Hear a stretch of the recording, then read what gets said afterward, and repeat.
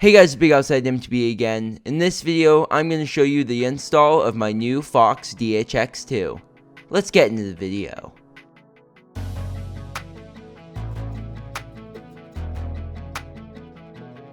You might be thinking, this does not look like regular Fox bushings. Well, it's not. This is a real-world cycling needle bearing kit. I need this because my VPP pivot on my Santa Cruz requires a bearing for the rear eyelet of the shock.